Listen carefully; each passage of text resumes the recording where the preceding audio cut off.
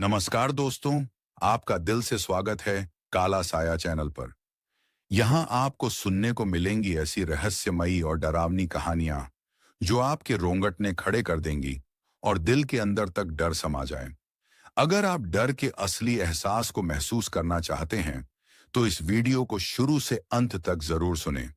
Channel को subscribe करें और बेल आइकन दबाना न भूलें, ताकि हमारी नई भयानक कहानियां सबसे पहले आपके पास पहुंच सकें।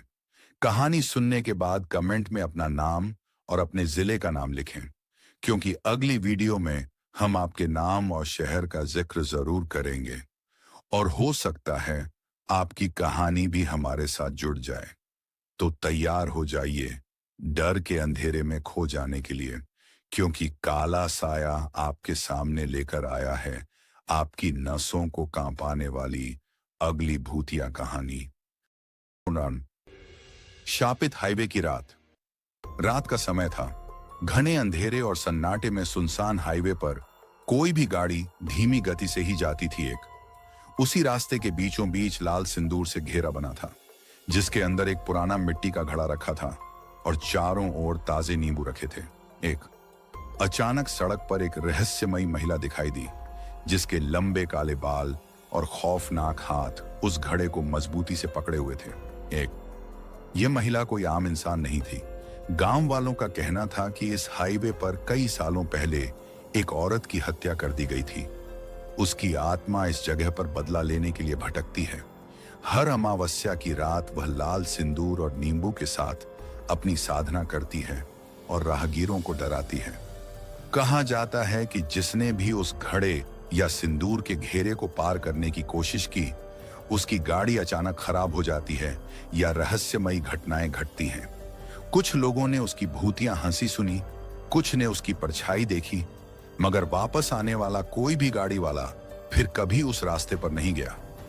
इस हाईवे पर डर और सिहरन आज भी बरकरार है। अगर कोई रात में उस तरफ जाए तो भूली भटकी आत्माओं की वेदना जरूर महसूस करता है। और घड़े के पास बैठी वो औरत आज भी अपने बदले की तलाश में भटकती है। कहानी आगे बढ़ती है। रात के सन्नाटे में उसी हाईवे से एक ट्रक गुजर रहा था। ड्राइवर राजेश, जिसे इस रास्ते के डरावने किस्सों की कोई फिक्र नहीं थी, रेडियो पर गाना सुनते हुए सफर कर रहा था। अचानक ट्रक की हेडलाइट्स के सामने वह औरत दिखाई दी। काले बाल बिखरे, दोनों हाथों में मिट्टी का घड़ा, चारों ओर लाल सिंदूर और नींबू फैले हुए थे। राजेश ने डर के मारे जोर से ब्रेक लगाए, लेकिन ट्रक घसीटता हुआ उसी सिंदूर के घेरे तक पहुंच गया। वह महिला बिना कुछ बोले घड़े को जमीन पर पटकने लगी। उसकी हर चोट के साथ तेज हवा चलने लगी और ट्रक का इंजन खुद ब खुद बंद हो गया। राजेश की सांसें थम गईं। उसने देखा एक एक नींबू धीरे धीरे घड़े के चारों तरफ घूमने लगा और लाल सिंदूर धुएं में बदलता जा रहा था। महिला ने घड़े से एक काली छाया निकाली जो राजेश की ओर बढ़ने लगी।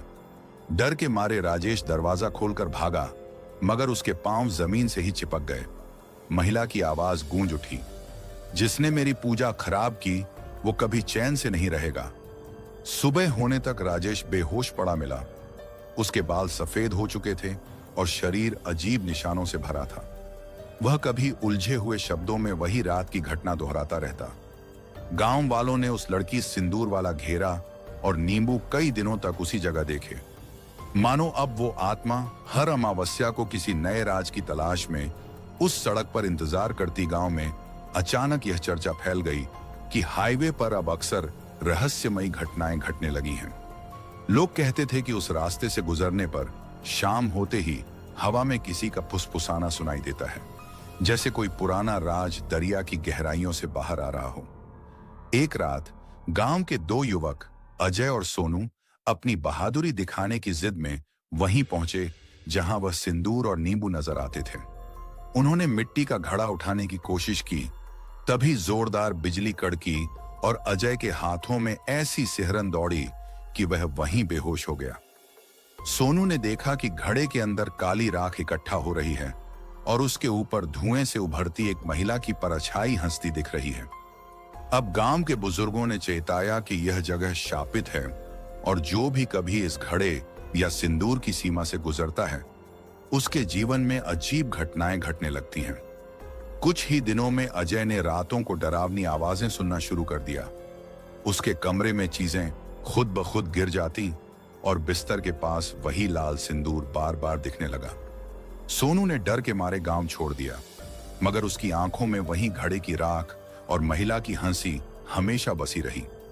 अब गांव में यह डर घर घर फैल गया कि अमावस्या की रात कोई भी बच्चा या बड़ा उस हाईवे की तरफ न जाए, वरना उस शापित आत्मा का कहर अपना निशान छोड़ जाएगा। कहानी आगे निरंतर। कुछ महीनों बाद गांव में एक तांत्रिक आया जिसे इन घटनाओं के बारे में सुनकर जिज्ञासा हुई। लोगों ने उससे विनती की कि वह आत्मा की मुक्ति का उपाय निकाले। तांत्रिक ने रात के समय उसी हाईवे पर हवन की तैयारी की और अपने मंत्रों के साथ सिंदूर के घेरे और नींबू के चारों ओर रक्षा चक्र बनाया। जैसे ही तांत्रिक ने मंत्रोच्चार शुरू किया, अचानक हवा तेज चलने लगी, आसमान में बादल घिर आए और एक तेज चीख गूंज गई। वही आत्मा जिसे अब तांत्रिक ने चंद्रकला नाम दिया प्रकट हुई। उसकी आंखों में गुस्सा और दुख साफ झलक रहा था। उसने कहा, मुझे धोखा देकर मारा गया था। मेरी आत्मा को तब तक मुक्ति नहीं मिलेगी जब तक मेरा घड़ा अपने गांव के मंदिर में नहीं पहुंचेगा।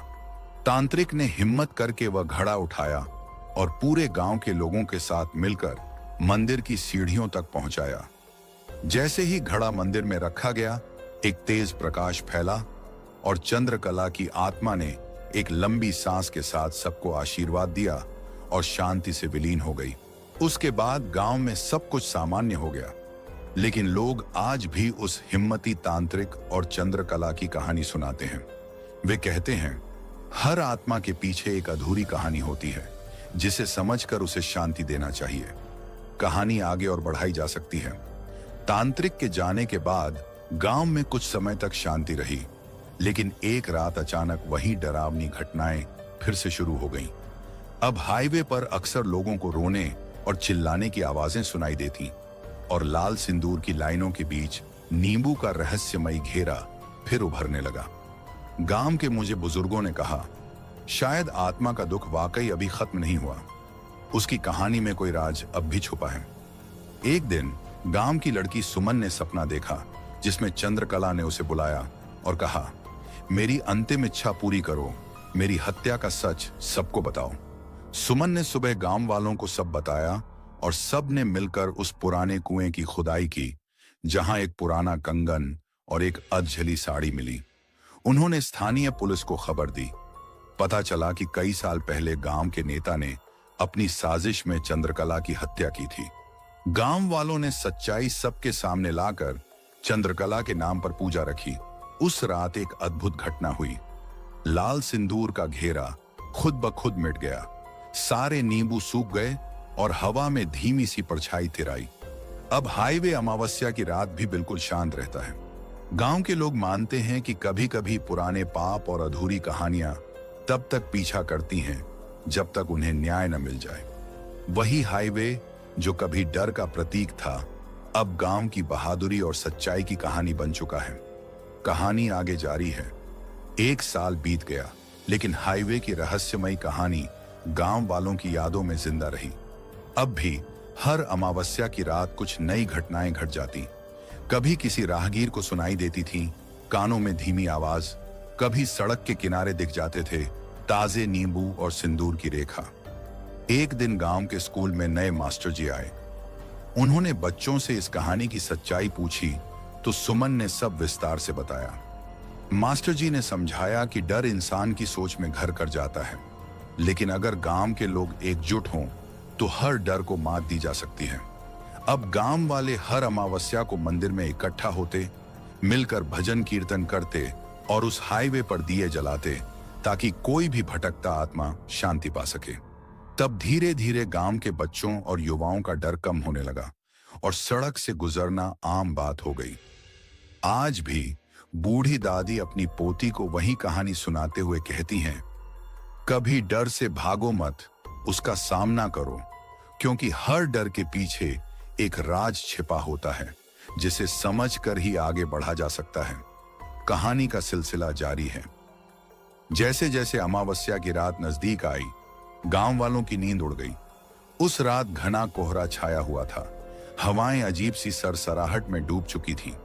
अचानक हाईवे के उस हिस्से पर जहां कभी सिंदूर और नींबू पड़े रहते थे, एक कंटीली हंसी गूंज उठी। रात की सर्द हवा में किसी के चलने की आहट और मिट्टी के घड़े के जोर जोर से घूमने की आवाज सुनाई देने लगी। गुजरती गाड़ियों के ड्राइवरों ने बताया कि बीच सड़क पर कोई झुकी हुई काया घड़े को घसीटते हुए दिखती है। लंबी काली लटें जमीन पर घिसटती हैं और उसके पास जाते ही गाड़ी की लाइट खुद ब खुद बुझ जाती है। जो कोई भी उससे आंख मिलाए उसका शरीर सुन्न पड़ जाता, मुंह से चीख तक नहीं निकलती। एक बार गांव के 3 युवक हिम्मत दिखाकर उस जगह पहुंचे। जैसे ही उन्होंने सिंदूर के घेरे को पार किया, हवा भारी हो गई, चारों तरफ अंधेरा घना हो गया। नींबू अपने आप लुढ़कने लगे, मिट्टी का घड़ा हवा में उठने लगा और वहां पर एक काली छाया तैरने लगी। वो छाया धीरे धीरे उनकी तरफ बढ़ी। उसके आसपास की हवा इतनी ठंडी थी कि उनकी सांसें जम गईं। तभी वो छाया गला फाड़कर चीखी, क्यों आए हो मेरे राज में? अब लौटना मुमकिन नहीं। तीनों युवक बेहोश होकर पड़े रहे। सुबह जब लोग ढूंढने आए, उनके शरीरों पर नींबू के निशान, लाल सिंदूर के छाप और कोयले की तरह काले हाथों की छाप थी। फिर किसी ने उन लड़कों की चीखें कभी नहीं सुनी, पर उनकी आंखों की डरावनी कहानी अब हर रात घनी पेड़ों और सुनसान रास्तों में गूंजती रहती है। अब गांव में नई डर फैल गई है। अगर कोई अमावस्या की रात हाईवे के उस हिस्से से गुजरे तो वो नाम लेकर किसी को बुला नहीं सकता, वरना उसके पीछे कोई साया जिंदगी भर चलती रहती है। रातें अब और भी भयावह हो गई थीं। लोग कहते हैं कि जो उस हाईवे पर बिना सोचे समझे चला जाता है, उसके आसपास अचानक नींबू पिछली अमावस्या की रात को गांव का सबसे निडर लड़का रमेश अपनी साइकिल लेकर उस हाईवे पर गया। जैसे ही वह उस जगह पहुंचा, उसकी साइकिल अचानक रुक गई और पास खड़े पेड़ की डालियां अजीब तरह से हिलने लगीं। रमेश को झटके से महसूस हुआ कि कोई उसके पीछे खड़ा है। उसने मुड़कर देखा और उसकी आंखें फटी की फटी रह गईं। मिट्टी का घड़ा हवा में तैरता हुआ उसके सामने आ गया और घड़े के अंदर से स्याह धुआं निकलने लगा।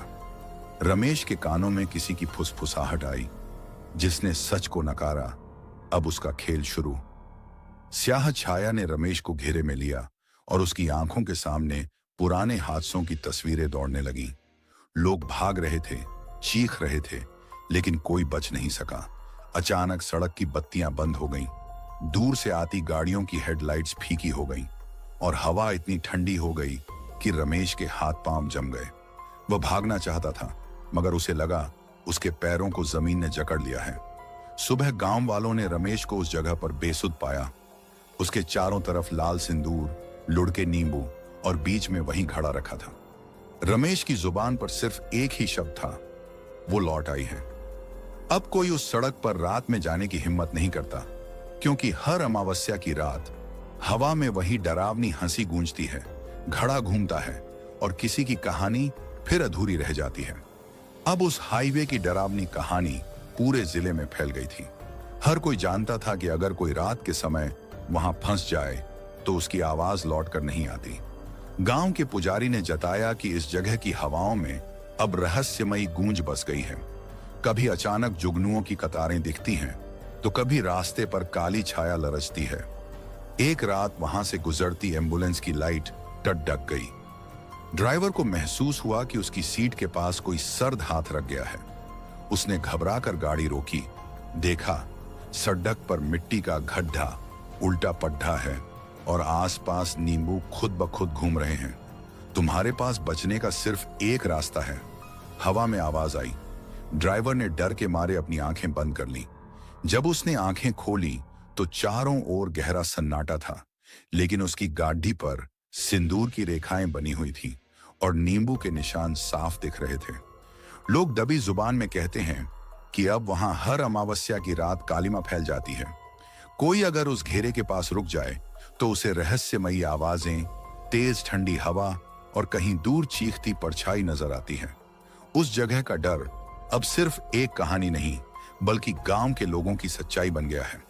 कहानी जारी। एक रात गांव की सबसे बुजुर्ग दादी सावित्री अचानक गायब हो गईं। उन्हें ढूंढते ढूंढते गांव वाले हाईवे के उसी हिस्से पर पहुंचे जहां हर बार रहस्यमयी घटनाएं होती थीं। वहां सड़क पर मिट्टी का घड़ा लुढ़का पड़ा था, चारों ओर सिंदूर बिखरा और नींबू एक सीध में रखे हुए थे। हवा बिल्कुल ठहरी और वातावरण में अजीब सी सनसनाहट थी। गांव के सबसे छोटे बच्चे ने डरते हुए नींबू को छूने की कोशिश की। तभी हवा तेज हो गई और चारों ओर से किसी के बारीक शब्द गूंजने लगे। हर राज जब तक खोला नहीं जाएगा, मेरा साया इसी रास्ते पर घूमता रहेगा। तभी उन्होंने देखा, उस घड़े से एक नीला धुआं निकलकर सड़क किनारे झाड़ियों में समा गया और पेड़ों की शाखाएं हवा में अजीब तरह से हिलने लगी। गांव वाले पीछे हट गए, मगर दादी वहीं जमीन पर बैठी रहीं। अचानक चारों नींबू खुद ब खुद घड़े के पास सरक गए और सिंदूर की रेखा खून जैसी लाल हो गई। तभी जोरदार चीख गूंजी, बिजली कड़की और सब कुछ बिल्कुल शांत हो गया। सुबह गांव वालों ने देखा, वहां सिर्फ मिट्टी का घड़ा था, नींबू सूख चुके थे और सिंदूर की एक रेखा चुपचाप सड़क पार करती दिख रही थी। दादी खुद लौट आई, पर उनकी आंखों में डर का अक्स अब भी बाकी था। बोली, किसी रात इस रास्ते पर मत आना, यहां पुराने पापों की सजा अधूरी है। अब हाँ,